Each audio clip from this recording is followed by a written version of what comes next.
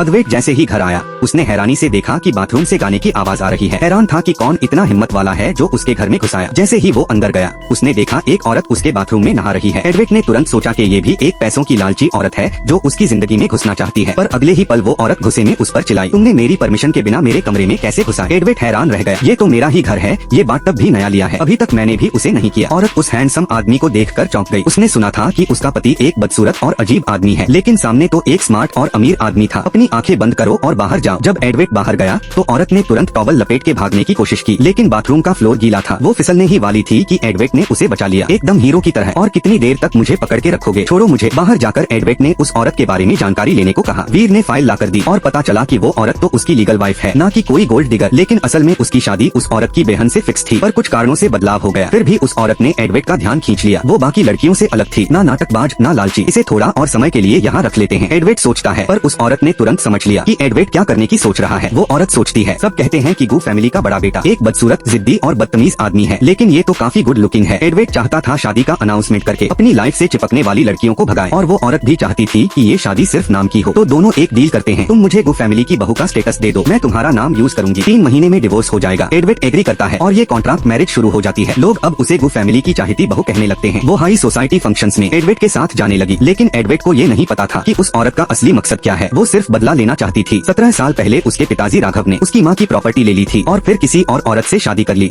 और उस माँ बेटी को घर से निकाल दिया। उसकी माँ बीमार थी, पर राघव ने उसकी बिल्कुल परवाह नहीं की। आखिरकार माँ का गौसा और दुख उनका अंत बन गया। वो चली गई और छोटी लड़की अकेली रह गई। एक साधु ने उस लड़की को गोद ले लिया और उसे एक महान डॉक्टर बनाया। आज वो एक मशहूर गॉड लेवल डॉक्टर बन चुकी है। और 17 साल बाद राघव वापस आया, क्योंकि अब उसकी दूसरी बेटी यानी कृतिका उस गू फैमिली के एडवेट से शादी नहीं करना चाहती थी। राघव ने उससे कहा, तुम शादी कर लो, फैमिली की इज्जत का सवाल है। उसने कहा 20% फैमिली शेयर दो, तब जाके मैं शादी करूंगी। और ऐसे ही वो गू फैमिली में शादी के नाम पर घुस गई, लेकिन सिर्फ रिवेंज के लिए। एक पार्टी में कृतिका ने उसे एडवेट के साथ देखा तो जलकर उस पर चिल्लाई, तुम तो अब किसी और की पत्नी होकर भी किसी और मर्द का हाथ पकड़ रही हो। लेकिन उसे ये नहीं पता था, जिसे वो मर्द समझ रही थी वो तो उसका पति ही था। वो सबके सामने ड्रामा करने लगी। राघव भी उस पार्टी में उसे थप्पड़ मारने आया, पर एडवेट ने उसका हाथ पकड़ लिया। तुम जैसे लोग को बाप कहने का हक नहीं। गुस्से में आकर एडवेट ने उस बुढ़े को जमीन पे गिरा दिया। फिर फंक्शन का मैन होस्ट देवांग आया और सब कुछ सुनकर उसने एडवेट का समर्थन किया। एडवेट ने तुरंत अपनी पत्नी सानवी का साथ दिया। मैं इस पेंटिंग के जितने पैसे लगेंगे सब दूंगा। अगर वीडियो अच्छी लगी हो तो वीडियो को लाइक करके चैनल को सब्सक्राइब कर दो।